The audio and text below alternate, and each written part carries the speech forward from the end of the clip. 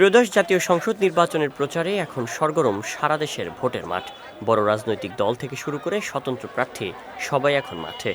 জনসভা, গণসংযোগ, প্রচারপত্র বিতরণ সহ নানা কর্মসূচিতে ব্যস্ত সময় পার করছেন প্রার্থী ও সমর্থকেরা। পাশাপাশি দিচ্ছেন উন্নয়নের নানা প্রতিশ্রুতিও।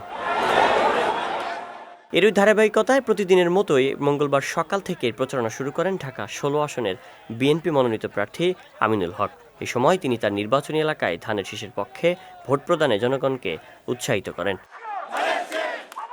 নির্বাচনী প্রচারণায় কর্মসংস্থান সৃষ্টি, শিক্ষা ও স্বাস্থ্যসেবার উন্নয়ন, যোগাযোগ ব্যবস্থার আধুনিকায়ন এবং সন্ত্রাস ও মাদক নির্মূলের প্রতিশ্রুতি দিচ্ছেন বিএনপি মনোনীত প্রার্থী আমিনুল হক।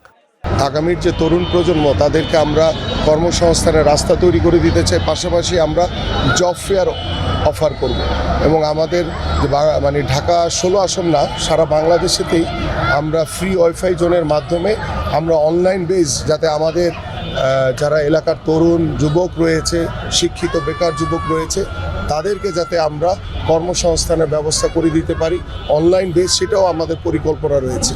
আর সবচেয়ে বড় বিষয় হচ্ছে যে আগামীর বাংলাদেশ হবে মেধাকে সর্বোচ্চ গুরুত্ব দিয়ে আমরা সকল কর্মসংস্থানের ব্যবস্থা করব। ভবিষ্যতে বাংলাদেশে আর কোনো কোটা থাকবে না, সেই কোটাকে আমরা মুক্ত করে দিয়ে আমরা আমাদের আগামীর বাংলাদেশকে আমরা মেধার উপরে ভিত্তি করে আমরা আগামীর বাংলাদেশের সকল শিক্ষিত বেকার এবং তরুণ যুবকদেরকে আমরা কর্মসংস্থানের ব্যবস্থা করে দিব। এ সময় জামায়াতে ইসলামীর মনোনীত প্রার্থীর বিরুদ্ধে ঘরে ঘরে গিয়ে বিকাশ নম্বর নিয়ে ভোট কেনার চেষ্টা করছে অভিযোগ করে তিনি বলেন, নির্বাচনকে কেন্দ্র করে ষড়যন্ত্রে লিপ্ত হয়ে তারা জালিয়াতির চেষ্টা করছে। তারা ঘরে ঘরে গিয়ে বিকাশ নাম্বার নিয়ে সেই বিকাশে তারা টাকা দিয়ে ভোট কেনার চেষ্টা করছে, যেটি ইতিমধ্যে আমরা লিখিতভাবে রিটার্নিং কর্মকর্তা আমরা নির্বাচন কমিশনে অবগত করেছি।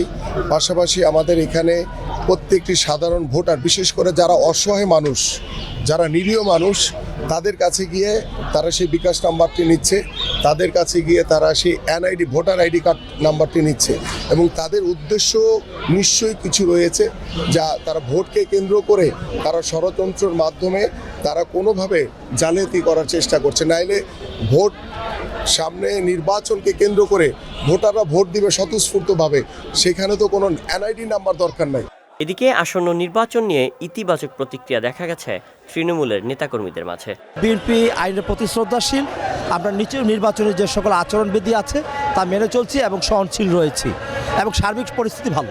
অনেক সুন্দর, জাঁকজমক, হাসিপূর্ণ, আনন্দময় পরিবেশে সব জায়গায় আমাদের ধানের শীষের জোয়ার এবং আমিনুল ভাই ঢাকা ১৬ আসনের ভিতরে সবচেয়ে জনপ্রিয় ব্যক্তি। ইনশাআল্লাহ আমিনুল ভাইকে আমরা বাংলাদেশের ৩০০ আসন থেকে সবচেয়ে বেশি ভোটে এই ১৬ আসন থেকে ওনাকে নির্বাচিত করে সংসদে পাঠাবো।